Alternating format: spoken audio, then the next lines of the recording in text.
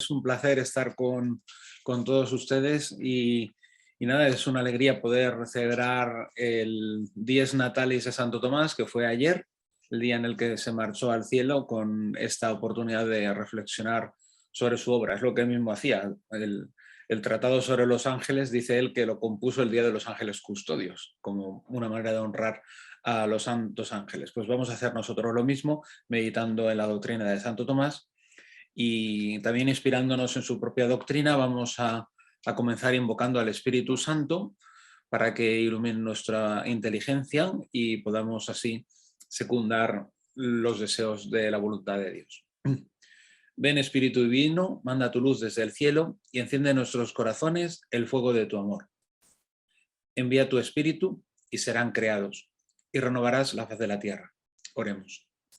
Oh Dios, que has iluminado los corazones de tus hijos con la luz de tu Santo Espíritu, ayúdanos a conocer cuánto es recto y a gustar de tu divino consuelo. Por Jesucristo nuestro Señor.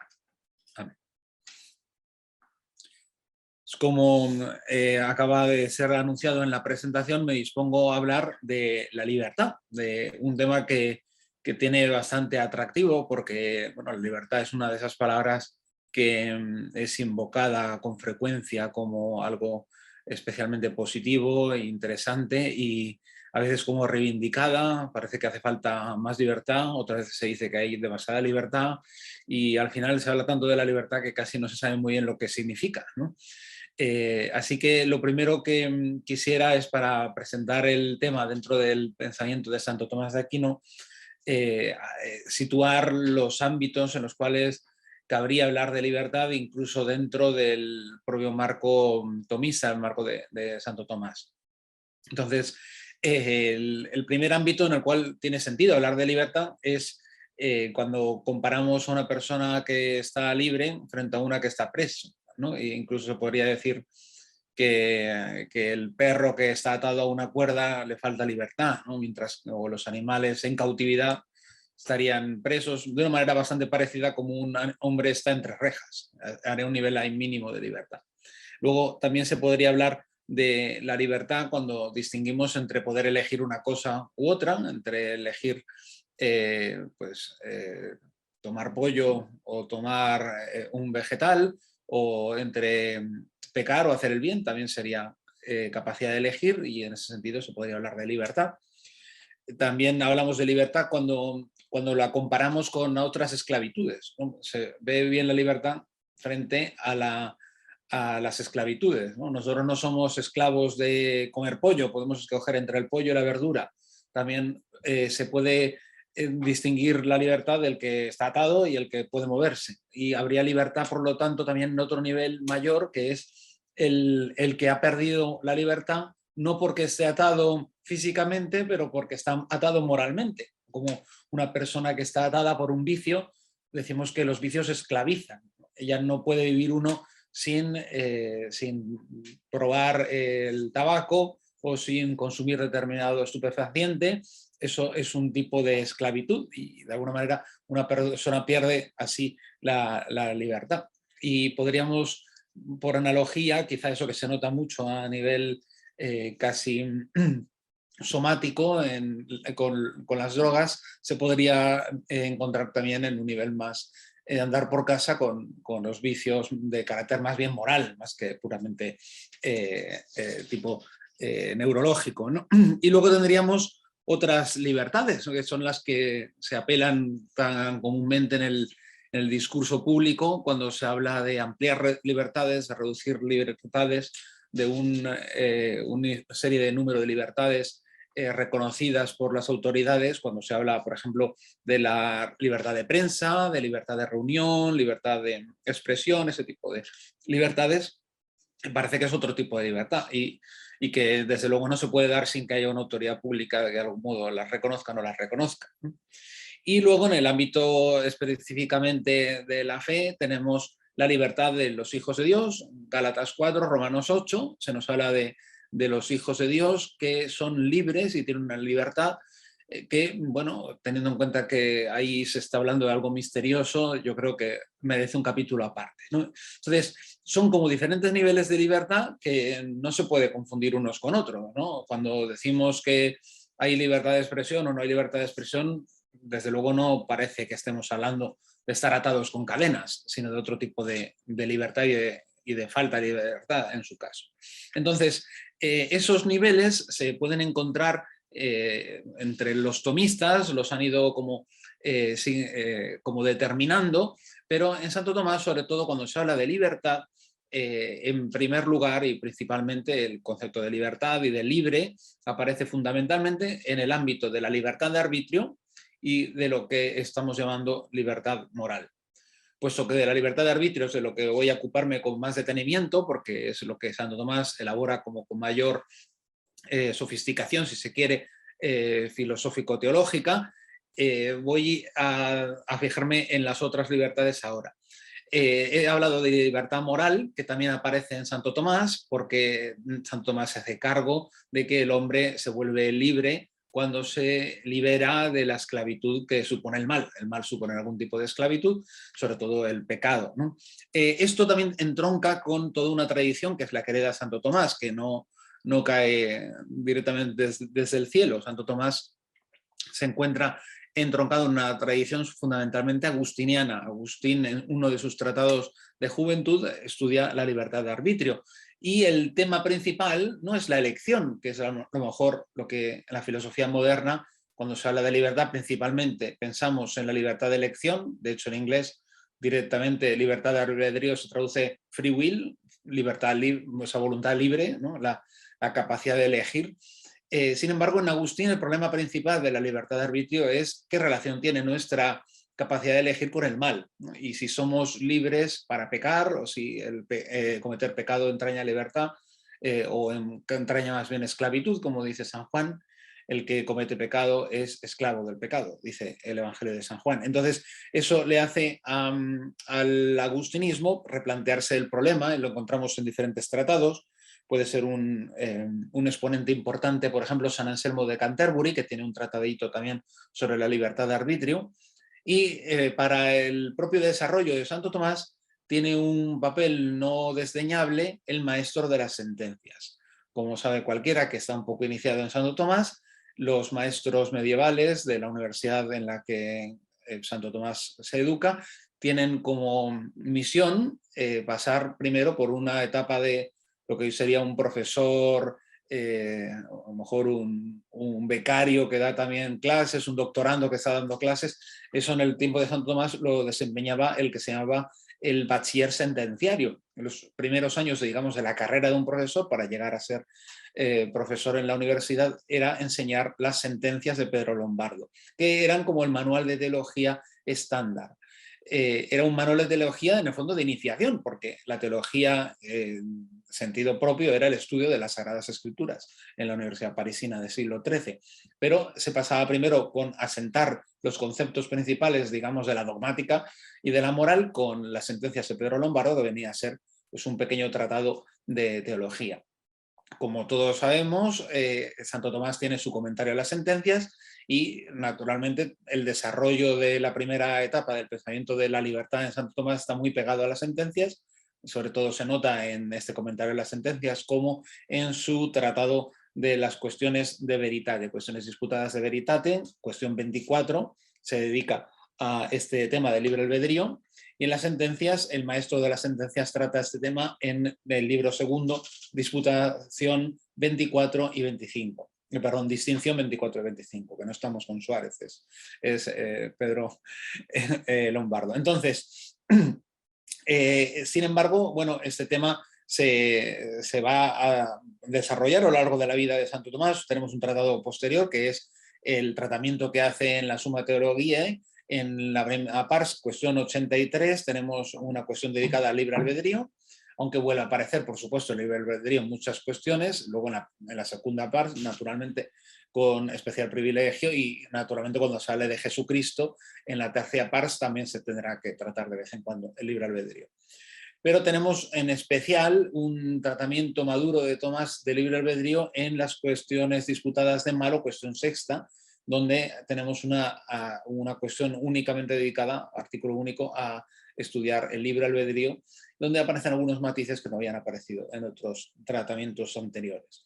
Bien, entonces, decía que el primer problema que tiene Tomás es, digamos, esa cuestión de cómo se relaciona una libertad natural que hay dentro de nosotros con la libertad moral. Eso ya lo deslinda claramente Pedro Lombardo. Tenemos una libertad natural que no se pierde con el pecado, que será una de las cosas que la Iglesia Católica después sancionará dogmáticamente en el Concilio de Trento, en polémica con las tesis de los protestantes, en particular con ese famoso tratado de Lutero sobre el libre albedrío, o más bien sobre el servo arbitrio. La idea de los autores medievales, con Pedro Lombardo a la cabeza, es que la libertad natural permanece incluso después del pecado. Pero se perdería una libertad que también se la podría llamar en cierto sentido libertad de arbitrio, pero que yo estoy llamando ahora libertad moral para referirnos a que entramos en una esclavitud del pecado. Por seguir lo que dice San Juan, nos hacemos esclavos del pecado. Y entonces dice, por consiguiente, Pedro Lombardo, que antes del pecado, Adán, y después del pecado, nuestro Señor Jesucristo, serían libres de dos cosas, del pecado y de la miseria.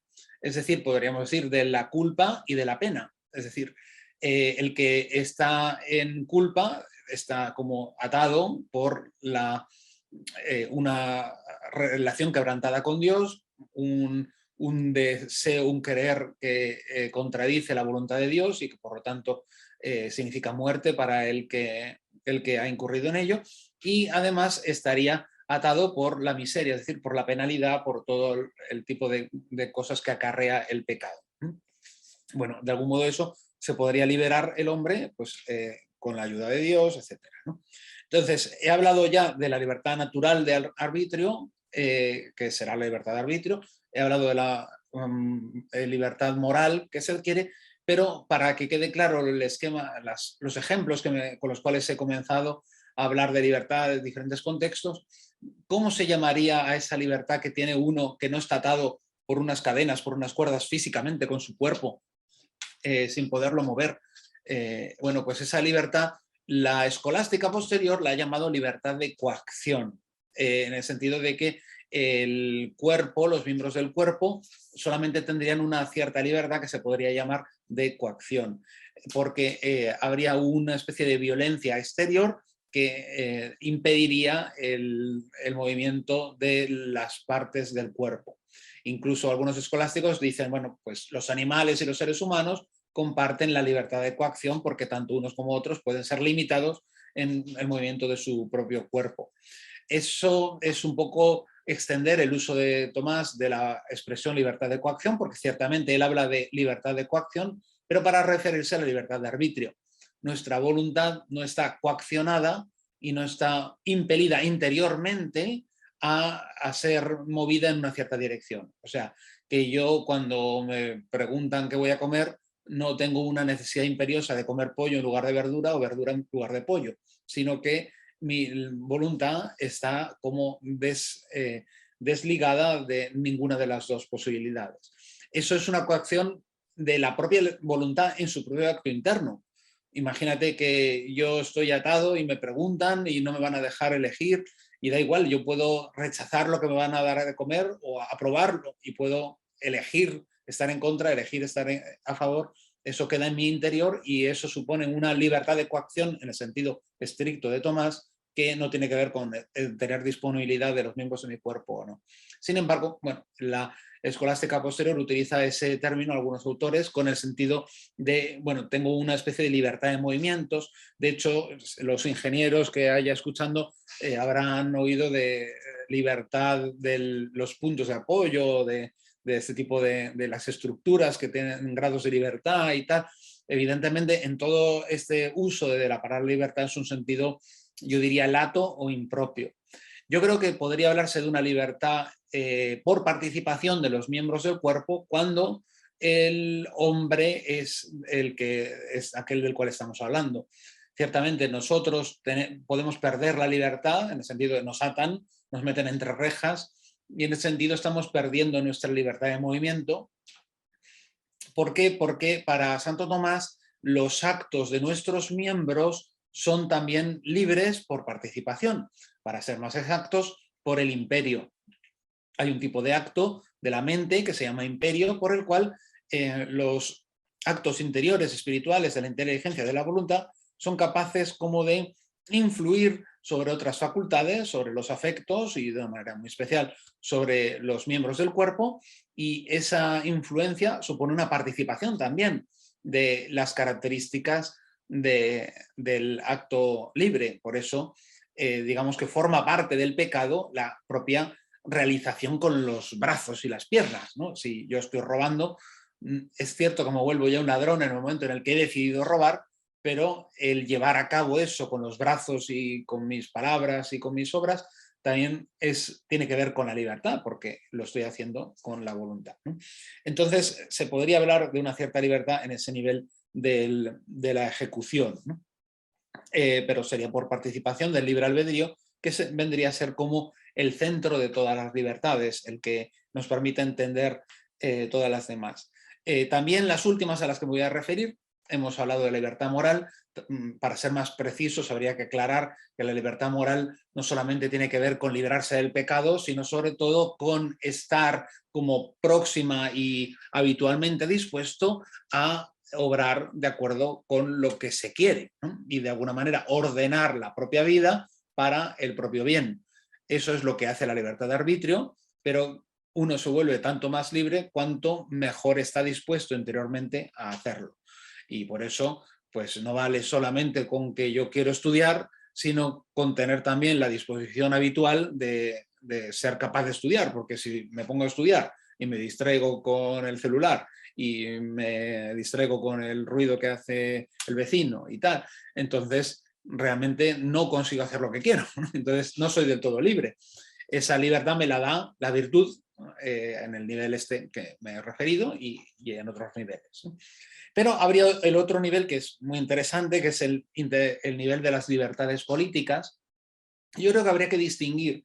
Es verdad que se podría hablar de libertades políticas, estarían muy relacionadas con la libertad incluso esa del cuerpo, a la que me he referido antes, libertad que llaman algunos de coacción, pero que es algo más, naturalmente. Se trata de facilitar o de organizar la vida común de manera que se da cauce a que determinadas actividades se puedan realizar porque de alguna manera contribuyen al bien común, que es el punto de vista del Estado, mejor del Estado, de la vida común, de la comunidad cívica.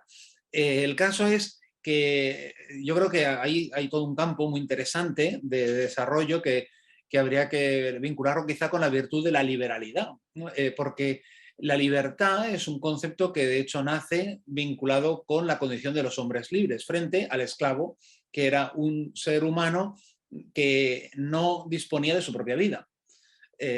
No se decía, para los griegos no es que los esclavos no fueran seres humanos, pero eran seres humanos que no podían disponer de su propia vida. Y en el mundo de los griegos eran en ese sentido equivalentes a las mujeres o a los niños, porque no eran capaces ni de disponer de su vida ni tampoco de contribuir al bien común. A mí me parece que es interesante considerar las libertades cívicas no tanto como lo que puedo hacer porque me dan permiso, sino más bien lo que estoy llamado a hacer, ¿no? ¿Qué tipo de contribución puedo hacer con mi vida? Porque tengo una responsabilidad, porque de alguna manera yo pertenezco a la comunidad y de alguna manera la comunidad me pertenece.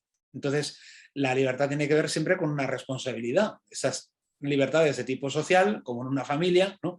Se le da más libertad al que tiene más responsabilidad, o en una empresa, ¿no? El que a lo mejor el empleado tiene un horario de trabajo muy fijo, pero el empleado tiene unas obligaciones muy limitadas.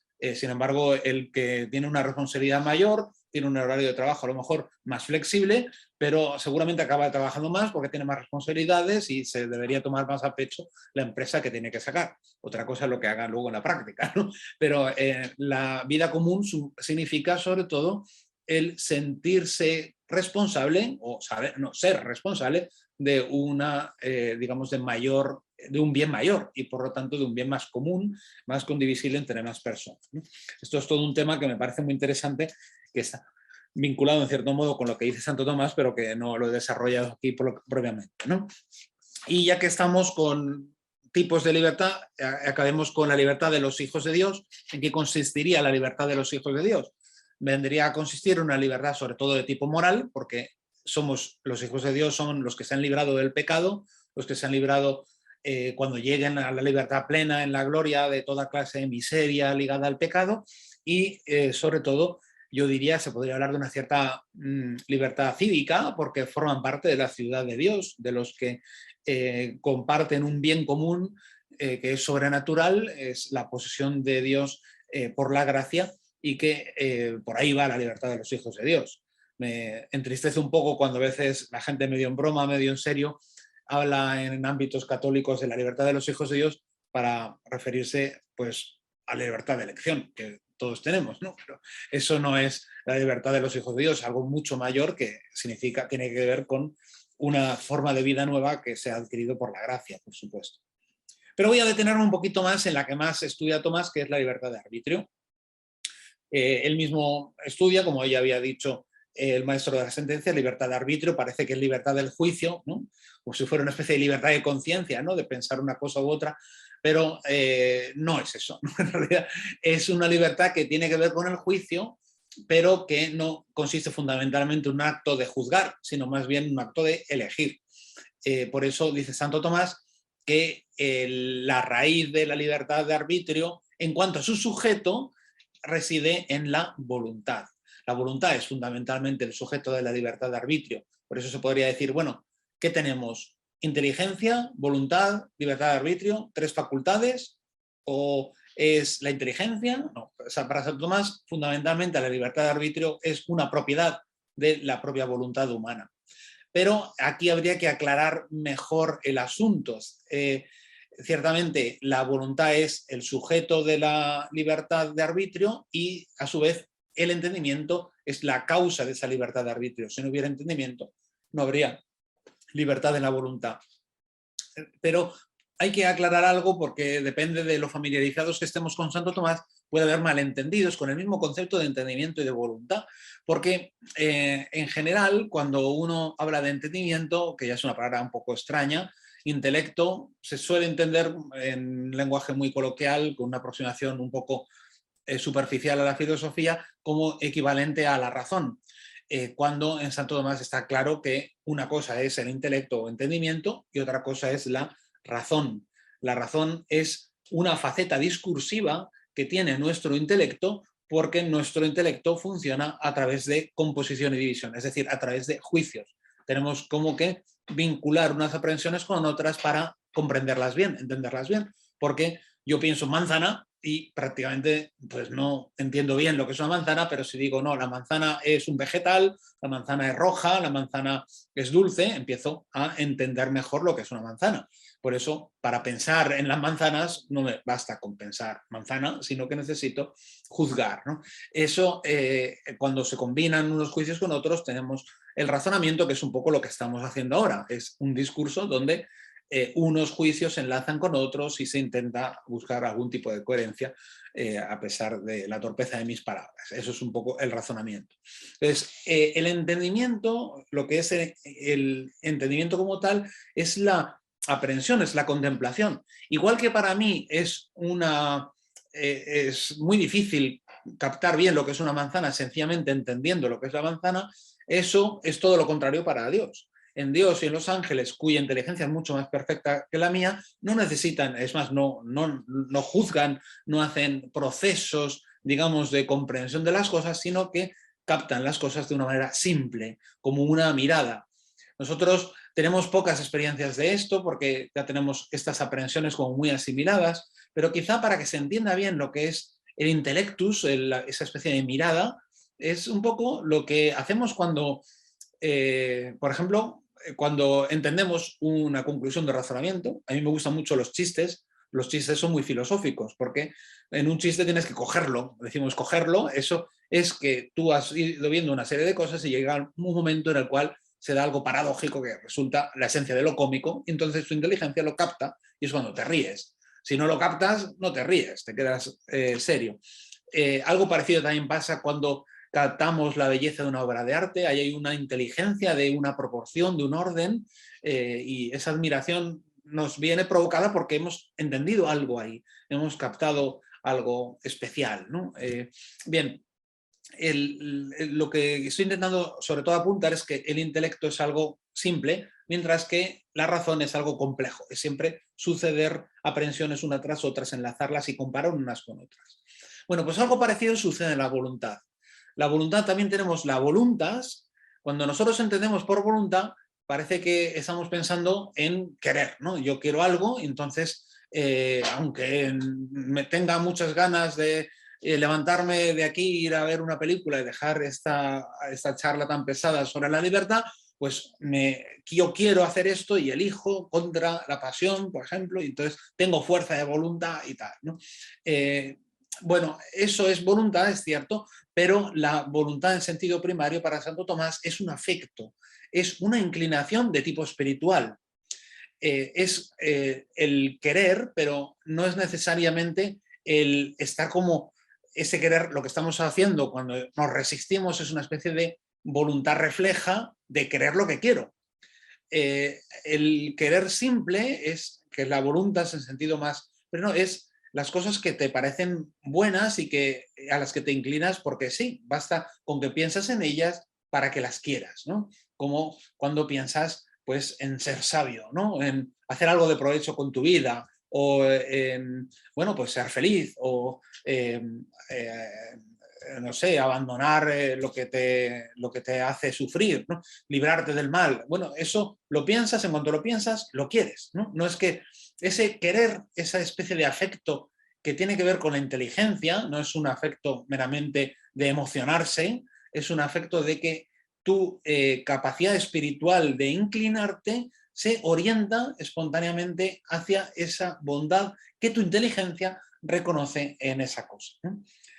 Bueno, eso es la voluntad en sentido como más elemental. Por eso Tomás hace como una equivalencia. La voluntad es al intelecto como la elección es al raciocinio. La libertad de arbitrio estaría en el nivel de la elección y sería paralela, en cierto modo, con el raciocinio. Sería, por lo tanto, un nivel que tiene que ver con una especie de como de segundo nivel de la voluntad o segundo nivel del afecto espiritual del ser humano. Esto me parece importante porque para Tomás la libertad de arbitrio no vale para todo. O sea, no hay libertad, por ejemplo, de querer la felicidad, o no hay libertad de querer a Dios en un cierto sentido al menos, ¿no? Que luego lo vamos a ver, ¿no? Entonces, la libertad es algo que tiene que ver con nuestra propia grandeza. Ya Aristóteles había apuntado en cierto modo a la idea. En Aristóteles, bueno, se discute entre los estudiosos y la mayor parte de la gente suele decir que no hay una idea propiamente de libertad en Aristóteles. Yo diría que al menos están todos los elementos que posteriormente los propios filósofos griegos consiguieron más o menos elaborar y que de luego entre los cristianos ha quedado bastante claro. Aristóteles, por ejemplo, habla del voluntario y del involuntario, que es una expresión que da lugar a equívoco porque no tiene nada que ver en su etimología siquiera con la voluntad. La palabra griega es hekon y akon, que quiere decir algo así como lo que le brota a uno de dentro o lo que no le brota de dentro. Por eso se podría traducir mejor lo voluntario como lo espontáneo, como lo que le sale a uno de sí mismo. De hecho, Aristóteles no lo aplica solo a los seres racionales, sino que dice que también los niños, que para él son no racionales todavía, y los animales también tendrían este tipo de voluntario. La idea, sobre todo, de la voluntariedad es de tipo jurídica y sobre todo se trata de distinguir lo espontáneo de lo coaccionado o lo que se ve como entorpecido por la ignorancia. Lo que destruiría para Aristóteles el voluntario sería la ignorancia o la violencia. Por eso, si a uno le obligan a hacer algo, no se puede decir que está haciéndolo voluntariamente, pero cuando decimos obliga no quiere decir que le coaccionan moralmente, le dicen si no haces eso te matamos a fulanito, sino que, en fin, que te arrastran y te tiran por un acantilado. No puedes decir que eres un suicida porque te han tirado, ¿no? Eso es lo que quiere decir la violencia, ¿no? En el sentido de mover el cuerpo. Y la otra fuente de involuntariedad sería la ignorancia. Santo Tomás también estudia con mucho cuidado en la Prima Secunde, porque tiene una aplicación muy útil para la ética, distinguiendo los tipos de ignorancia. En general, pues hay una ignorancia que puede hacer que uno pues no sea imputable moralmente porque no sabe lo que está haciendo, no se da cuenta de lo que está haciendo por diferentes cosas, y eso merecería otra charla porque Santo Tomás lo estudia con mucho cuidado, ¿no? Pero ahí, como digo, tiene que ver en el fondo con bueno, una especie de espontaneidad. Aristóteles, sin embargo, nos habla de algo que se aproxima a la libertad de arbitrio cuando habla de la elección y la deliberación, que estudia en otros lugares y que Santo Tomás es capaz de reunir como una especie de conjunto. También cuando Aristóteles nos dice que el ser humano, y esto sí que lo dice así literalmente, es dueño de sus propios actos y es, en cierto modo, causa de sí mismo. Los que están familiarizados con la filosofía moderna les sonará que algunos filósofos racionalistas dicen que Dios es causa sui. Santo Tomás nunca diría semejante cosa, porque uno no puede ser causa de sí mismo en el sentido de es causa de su propio ser esencial, ¿no? Eso no lo puede provocar uno. Pero el ser humano es causa de sí mismo en cierto sentido, porque soy yo el que decido si soy generoso o soy egoísta, o soy yo quien decido si soy sincero o soy un mendaz. Todo eso depende de mí y en ese sentido soy causa de mi propio carácter, podremos decir, de mi ethos. ¿Y esto por qué? Porque hay una grandeza en el ser humano, que es la grandeza de ser dueño de sus propios actos. Es como señor, tiene un señorío de su propia vida. Santo Tomás lo desarrolla con mucha agudeza, mostrando que hay como diferentes cosas en el mundo, ¿no? Hay cosas, las cosas naturales tienen una capacidad de movimiento. Para Santo Tomás, el movimiento de los graves es un movimiento natural, pero sería un movimiento que no es propiamente semoviente, no es un movimiento de una cosa que se mueve a sí mismo. Aunque el movimiento de la piedra que cae por la fuerza de la gravedad, para nosotros es la fuerza de la gravedad, para Tomás sería un movimiento natural de la piedra que está queriendo alcanzar su lugar propio. Eso aún así no sería un moverse a sí mismo, sino que el causante de ese movimiento sería el generante.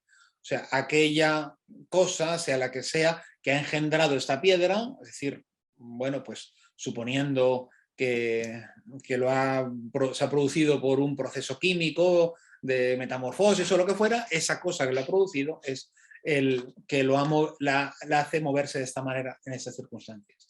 Luego estarían los animales, que sí son capaces propiamente de moverse a sí mismos, porque es el pato el que hace que él mismo camine, él mismo vuele, él mismo nada, y el movimiento está como dentro del propio cuerpo del pato. Las patas del pato hacen que el pato camine, las alas del pato hacen que el pato vuele, y es él mismo la causa próxima, diríamos, la causa como inmediata de ese movimiento. Sin embargo, aún así no se podría decir que se mueven por sí mismos, aunque se muevan a sí mismos. Hay una distinción que hace Tomás.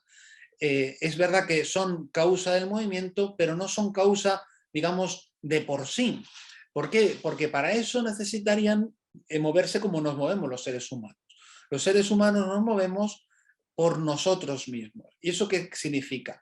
Significa que mientras que los animales de alguna manera reaccionan y se mueven siguiendo a un juicio que está implícito en su naturaleza y que en último término depende del autor de la naturaleza, del creador providente, los seres humanos somos como dueños del juicio último por el cual decidimos si caminamos o no caminamos.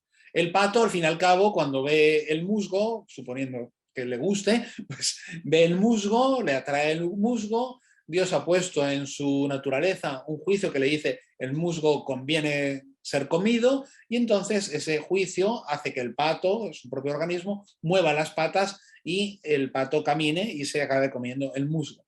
Tiene un juicio y hace que ese juicio lo pone en marcha desde dentro, pero es un juicio que él mismo no establece, sino que está establecido por la propia naturaleza.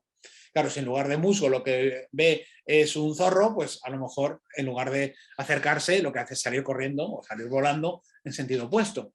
Pero también es un juicio que ha puesto Dios, que le ha dicho, digamos, que el zorro es peligroso, ¿no? Y hay que huir. Bueno, el ser humano, sin embargo, somos dueños de ese juicio. El juicio de hay que comerlo o hay que rechazarlo, hay que huir o hay que aproximarse, tiene que ver con nuestro juicio de la inteligencia. Eso es lo específico del ser humano, por eso libertad de arbitrio, porque gracias a que podemos arbitrar, podemos juzgar sobre lo que es conveniente y desconveniente para nosotros, tenemos la voluntad de poderlo seguir o no seguir. Esa voluntad es libre porque en nuestra capacidad de juzgar puede orientarse tanto para un lado como para el otro. ¿Y eso por qué? Porque el ser humano es capaz de elaborar el juicio concreto para aquí y ahora, de se ha de comer o se ha de dejar de comer, en virtud de la razón formal del fin. Él dice que lo propio de nuestro juicio de la razón es que somos capaces de conocer el motivo por el cual estamos haciéndolo. Claro, si te paras a pensar, los animales hacen un montón de cosas, pero ellos no saben por qué lo hacen. O sea, no le puedes pedir a una gaviota que te explique por qué razón hace ella una emigración. En mi ciudad, las gaviotas hacen todos los días una emigración de un sitio, de una punta a otra, para ir a dormir a un sitio y comer en el otro. Pero lo hacen por un instinto que ellas deben de tener, pero no puedes esperar que ella sepa por qué lo hace. O ya no te digo si nos referimos a rituales mucho más complejos de cortejo, de apareamiento. Ellos no son capaces de evaluar, no, estamos haciendo lo posible para preservar la especie y tal, porque para eso deberían conocer el motivo por el cual están procediendo. El ser humano, sin embargo, es capaz de conocer tres cosas, dice Tomás. Primero, el fin. El fin es algo que no se elige, porque el fin es lo bueno por naturaleza, o sea, o lo bueno que de alguna manera la voluntad cuenta con ello. Es verdad que a veces se podría deliberar de ciertos fines, o perseguir ese fin o no perseguir ese fin. Todo eso se detalla con cuidado en diferentes páginas, pero el esquema de una elección concreta presupone que el fin es ya querido. Queremos, por ejemplo, preservar la vida, y entonces vamos a ver cuáles de las artimañas que se me ocurren son las más oportunas para salvar la vida. Me escondo del oso debajo de un matorral, me subo a un árbol para que no me alcance el oso, salgo corriendo a ver si corro más que el oso. ¿Cuál de las posibilidades consigue adecuarse mejor al fin? Esas posibilidades que dependen de mi propia conducta es lo que llama Santo Tomás eaque sunt ad finem. La gente suele decir el fin y los medios, pero Santo Tomás habla más bien, siguiendo literalmente lo que había dicho Aristóteles, las cosas que se ordenan al fin.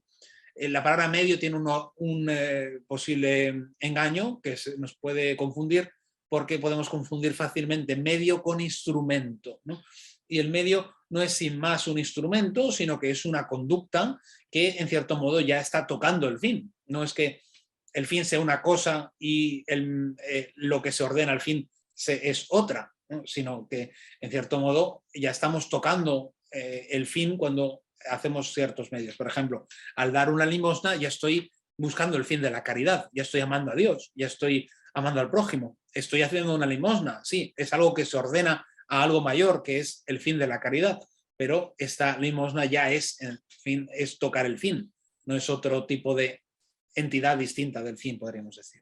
Bien, y luego está una tercera cosa, dicho el fin, las cosas que se ordenan al fin, y luego habría una especie de ordenación o de habitudo, dice, de disposición de estas cosas que se ordenan al fin y el propio fin. Esto está en virtud del propio conocimiento del hombre, que es capaz de captar el carácter de bueno que tiene el fin, el carácter de bueno como participado en cuanto que participa del fin en las cosas que se ordenan al fin, y la ordenación y si son verdaderamente aptas de ordenarse ese fin o no esas conductas. A lo mejor esa conducta no se adapta verdaderamente al fin, y eso es justamente lo que la inteligencia, movida por la voluntad, debe arbitrar en el proceso de la deliberación, que termina con la elección. Esa elección es libre porque hay una capacidad de la inteligencia de reconocer que estos bienes que se están arbitrando son limitados y por lo tanto la voluntad no es arrastrada hacia ellos de ningún modo con necesidad, ¿no?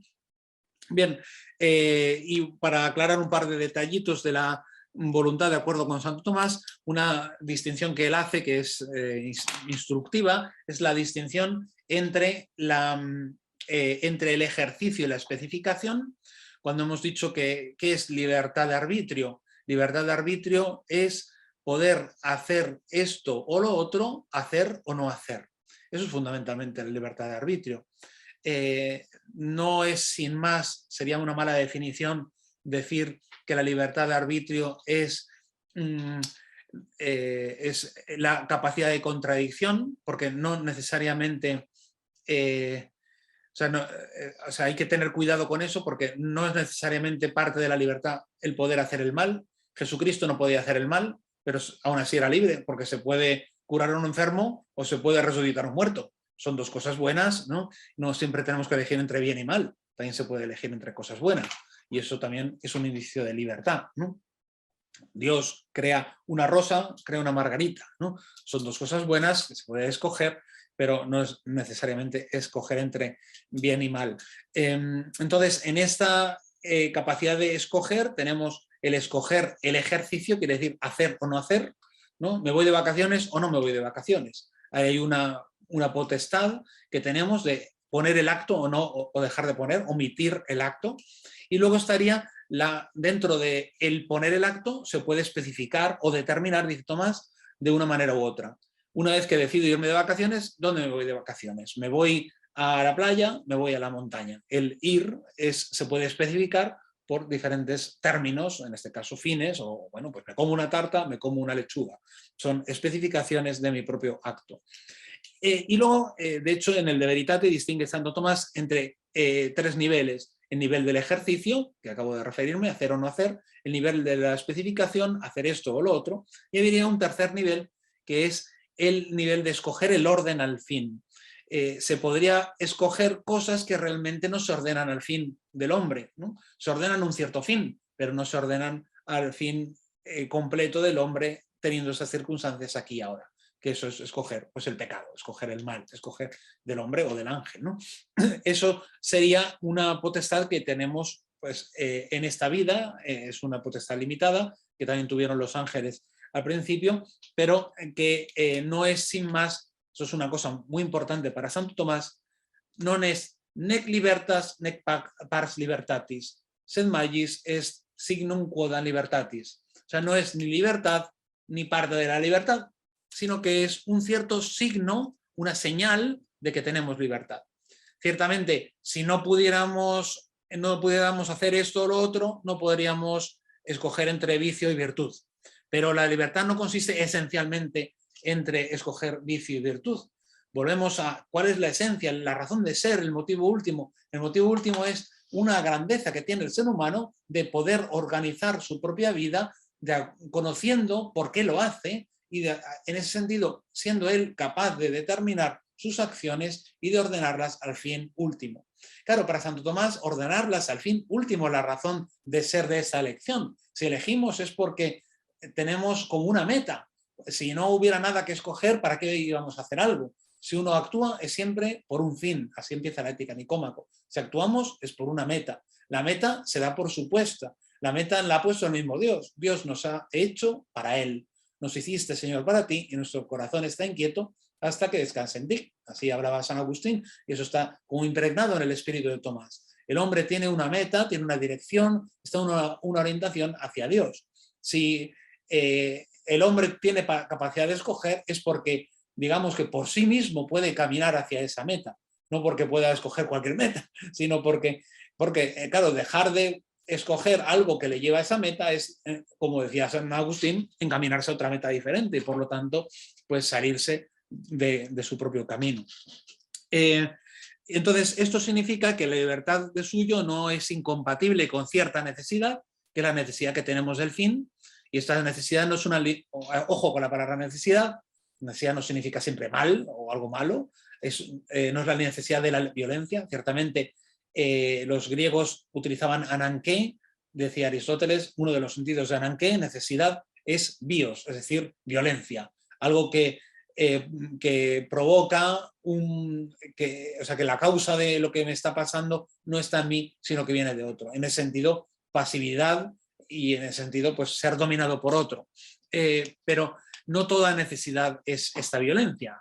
También es necesidad lo que es la propia naturaleza del ser humano. El ser humano está hecho, en este caso, para alcanzar la plenitud, y esa necesidad es la propia naturaleza del fin, la naturaleza que nos provoca el fin. Ese fin no se escoge. Y por último, pues yo quisiera sobre todo como incidir, ¿no?, que esa especie de falibilidad de la libertad, que puede incurrir en algo que no se adecua al fin del hombre, tiene que ver con, bueno, con la debilidad del hombre, no con una grandeza. La grandeza estriba en el poder elegir una cosa u otra, pero esto es parecido a cuando falla nuestra inteligencia. Cuando nosotros hacemos un razonamiento y concluimos algo que es falso, ciertamente los animales nunca pueden equivocarse, nunca van a hacer una conclusión falsa porque no pueden razonar, pero tampoco un ángel hace una conclusión falsa porque no razona, ve las cosas con mucha más penetración que nosotros. Nosotros, cuando deliberamos y escogemos algo que no se adecua a nuestro fin, estamos fallando de una manera análoga, no es igual, pero es análoga al fallo en un razonamiento. Lo que quiero decir que es análoga en el sentido de que es un indicio de debilidad, porque estamos escogiendo algo que no se adecua a nuestro propio fin. Como uno puede pensar, al pensar en los ángeles, dice, los ángeles no se equivocan y sin embargo pecan, ¿no? Claro, porque pecar no es equivocarse. Pecar, uno puede saber perfectamente, como sabía Satanás, que no ordenar su propia vida al bien sobrenatural era algo que en último término es peor para él, pero aún así su libertad le permite escogerlo. O sea, es una debilidad de nuestra libertad, pero que incluso siendo capaces de reconocer que es peor el pecado, podemos incluso incurrir ahí, porque aunque es verdad que para los tomistas siempre la tesis común es que la voluntad siempre sigue el último juicio práctico del entendimiento, ese juicio práctico último depende a su vez de la voluntad, que es capaz de hacer al entendimiento detenerse en una cosa u otra, como explica Santo Tomás en la cuestión 6 de Malo, explica, bueno, basta con dejar de considerar el fin para que la libertad se pueda inclinar a una cosa que no es tan buena, pero que con tal de que tenga una cierta bondad, eso es lo que hace Satanás. Dice, claro, no, evidentemente no busca el puro mal, lo que hace Satanás es buscar su propio bien de una manera desordenada, ¿no?, y sin elevarlo al fin de Dios. Por eso yo quisiera no sé, que nos paráramos en esa cosa tan interesante, ¿no?, de ver la libertad como algo que no está sin más ligada con el mal, sino con ese carácter tan interesante de, bueno, la libertad más plena es la que tiene Dios cuando crea todas las cosas, porque la libertad tiene que ver con el inclinarse hacia las cosas que todavía no son Dios. Ante ellas siempre nuestra libertad está como desligada, ¿no?, pero delante de Dios no podemos no quererlo. O sea, si se nos da a Dios tal cual es, nuestra voluntad necesariamente disfruta y encuentra ese fruit agustiniano que encontramos en la meta. Y este es, en último término, el motivo de la libertad de arbitrio, tener un entendimiento, una inteligencia, un intelecto tan grande que sea capaz de recibir al propio Dios como su tesoro, como aquello en lo cual se deleita, hace que también nuestra voluntad esté siempre como sin saciarse con cualquier otro bien finito, y por eso ante esos bienes finitos podemos incluso escoger mal. Pues aquí me detengo, muchas gracias por su paciencia y por su atención, su presencia en este rato, y esperemos que todos podamos seguir meditando en este misterio de la libertad.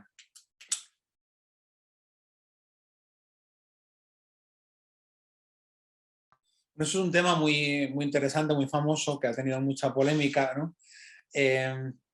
Habría que decir con qué necesidad. O sea, propiamente dicho, la libertad excluye una necesidad, la necesidad que dice Tomás de coacción. Es decir, que la necesidad de coacción hace que uno se incline hacia un objeto sin poderse inclinar a otro. O sea, la necesidad es no poder no hacer otra, no poder no conducirse de una determinada manera.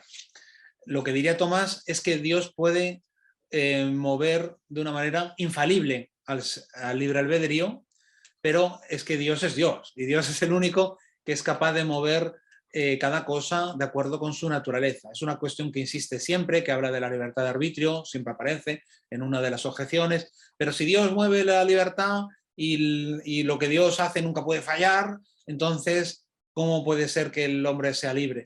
Bueno, pues Santo Tomás dice, bueno, es que mueve a cada cosa de acuerdo con su naturaleza. Dios estaría en un nivel pues más allá, ¿no? Por eso una de las objeciones, que, hablando de la tercia pars, dice, claro, es que hay instrumentos que son movidos, pero ellos no se mueven, como cuando un carpintero utiliza la sierra, es movida la sierra, pero ella misma no mueve, no pone nada de su parte. Sin embargo, el ser humano, pues sí, pone de su parte, ¿no? Y sin embargo, sí, Dios puede hacerlo de una manera infalible. Aquí discuten, hay algunos tomistas que creen que solamente afectaría al ejercicio, pero no a la especificación. Yo creo que puede afectar tanto al ejercicio, o sea, como el hacer, como al hacer esto y como lo otro, y aún así, como Dios está en un plano que podemos llamar trascendental, está en otro plano de causalidad, aún así lo podría hacer de manera que el hombre fuera libre. Y entonces sería solo necesario, como dice Tomás, de manera hipotética o en sentido compuesto, se suele decir. Es decir, que mientras yo estoy sentado, es necesario que esté sentado, pero yo ahora mismo no estoy sentado de manera necesaria, estoy sentado de una manera contingente, libre, porque me parece así, es mejor estar sentado para hablar, ¿no? Pero mientras estoy sentado no puedo no estar sentado. Igual que mientras Dios mueve no puedo no estar yo haciendo lo que Dios me está haciendo querer, pero lo quiero con libertad, ¿no? Aquí hay una especie de juego que sencillamente que no somos capaces de imaginarnos, de ponernos en el lugar de un tipo de causalidad de ese tipo, ¿no?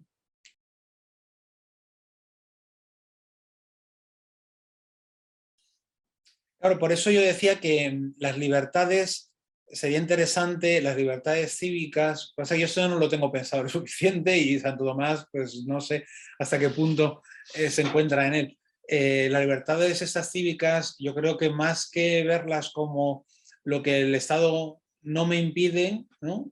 Es más bien lo que, como vías de consecución del bien común, ¿no? Entonces, mmm, o sea, que es verdad que se ven mucho como, no, yo tengo que tener libertad de, pero, o sea, ¿por qué tiene que haber libertad de reunión? Bueno, porque justamente el Estado, la comunidad cívica es una comunidad entre seres humanos que tenemos que compartir un bien, ¿no? Y el asunto es que tenemos que estar los unos con los otros para colaborar y conseguir bienes que se puedan orientar al bien común. Yo creo que una cosa que ayuda mucho, o sea, para los que son liberales, muy liberales, ¿no? Y quieren que el Estado no prohíba nada, es porque a veces parece que, bueno, el Estado lo que tiene que hacer es molestar menos, como hoy cada vez tenemos más invasiones, ¿no? De leyes que cada vez empiezan a precisar toda clase de cosas, uno está siempre tentado a que se quiten cada vez más leyes, ¿no? Pero hasta el punto de pensar que casi es prescindible, ¿no? La comunidad cívica. No la comunidad cívica, sino la organización, digamos, del gobierno, ¿no? Yo creo que hay que pensar pues, en una comunidad de amigos, ¿no? O sea, si el objetivo de una comunidad de amigos, ¿no? Tú te juntas con tus amigos, el objetivo no es que te dejen en paz tus amigos, ¿no? Dice, ¿para qué te juntas con tus amigos? Para que me dejen en paz. No, hombre, pues justamente para eso no te juntarías, te quedarías solo, ¿no? El objetivo de estar con tus amigos es construir algo juntos. Oye, es que disfrutamos jugando al fútbol, disfrutamos yendo al cine, o fabricamos cosas, o compartimos un hobby, o leemos juntos literatura, o, ¿no? El asunto es que hay un bien que es más grande que se alcanza los unos con los otros. Yo creo que ese es el sentido principal de la comunidad cívica. Entonces, las libertades, habría eso que se dice, no deberían estar planteadas solo como libertad de, sino como libertad para. O sea, libertad de prensa es porque la prensa es una cosa buena. Y en ese sentido, la libertad religiosa, yo creo que la Iglesia, si no me equivoco, lo plantea también como una cosa positiva. No se trata solo de que nos dejen rezar, sino de que se considere que el culto de Dios es algo bueno y deseable y que de algún modo se fomente, ¿no? Como algo que es un bien para la comunidad, ¿no? Me parece que por ahí habría que ir, aunque bueno, en Tomás el tema de la filosofía política pues, está un poco en la política, el comentario de la política de Aristóteles, y tenemos nosotros un Estado que es moderno y que han cambiado muchas cosas, ¿no?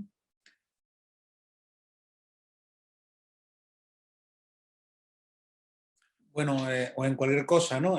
Santo Tomás, él mismo, o sea, normalmente cuando a uno le explican a veces las cosas, tendemos a veces, ¿no? Por quizá pedagogía, oponer, ¿no?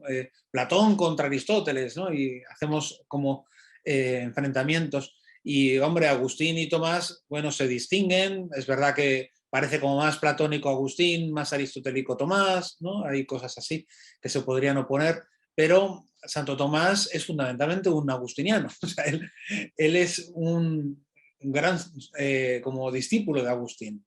O sea, después de las Sagradas Escrituras, el autor que más cita a Santo Tomás es San Agustín de Hipona. A mí me parece un dato bastante importante. Yo no sé si va por delante de Aristóteles, pero ahí están, bastante uno a la zaga del otro. Y luego hay libros en los que, por ejemplo, en el comentario al Evangelio de San Juan no cita Aristóteles más que una o dos veces, ¿no? Y es para criticarle. Sin embargo, a San Agustín siempre está ahí, ¿no? San Agustín, para hablar de filosofía. Tal.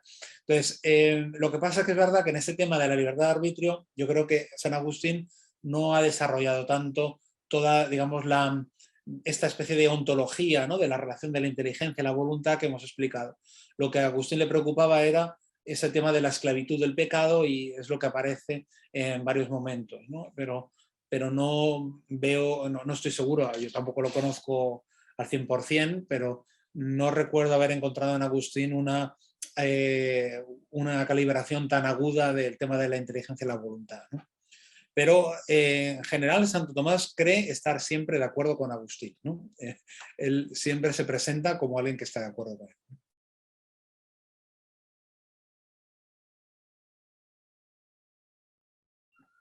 Sí, es el famoso tema de la famosa falacia naturalista que para los que, si por si acaso a alguien no les suena, tiene que ver con Moore, que a su vez retoma las críticas de Hume al presunto naturalismo ético. Claro, la ética de Tomás es una ética natural, pero no es naturalista, en el sentido de que no es una especie de concepción biologicista del hombre, para empezar. Y luego o sea, la idea de la falacia naturalista es que en el fondo es gratuito decir que una cosa es buena porque sencillamente queremos decir que eso es lo que queremos, ¿no? O sea, el asunto es que para Tomás es verdad que él define el bien es lo que todos apetecen, lo que dice Aristóteles, pero eso no quiere decir que el bien sea solo el carácter de apetecible. Es verdad que el bien en su esencia nosotros lo concebimos como aquello que posee el carácter de apetecible, pero Tomás es capaz de decir por qué es apetecible. Una cosa es apetecible porque tiene el carácter de perfecto, eso es una cosa que dice él expresamente. O sea, todo lo que consideramos bueno es porque reconocemos en él una cierta perfección y por eso lo llamamos bueno. Entonces, el asunto es que la inteligencia es capaz de reconocer el carácter de perfecto y que eso no es un círculo vicioso. Entonces encontramos algo y por eso somos capaces, digamos, de empujar o de suscitar en la voluntad el apetito de lo bueno, pero porque lo bueno lo reconocemos como algo acabado. Tomás entiende que lo perfecto significa como aquello que posee un acabamiento ontológico dentro de un cierto orden, que es el orden que le hace ser bueno, ¿no? Porque, claro, hay tantos órdenes de bondad como órdenes del ser, eso lo explica muy bien Aristóteles. O sea, siempre es bueno en cierto sentido. Me gusta como tentar a la gente diciendo que el bien es relativo. El bien siempre es relativo, porque es verdad, claro, el bien es de acuerdo con una persona, con una determinada condición, unas determinadas circunstancias.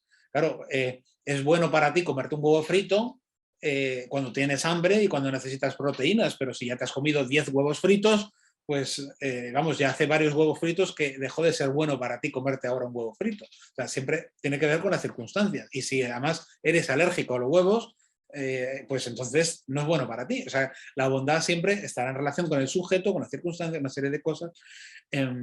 Bien, entonces eso supone que la inteligencia es capaz de reconocer la conveniencia. Esa conveniencia, esa perfección, no es sin más el carácter de apetecible y por lo tanto se resuelve la falacia, ¿no? Hay como dos elementos semánticos distintos y por lo tanto una cosa puede ser normativa para la otra, digamos, por resumir.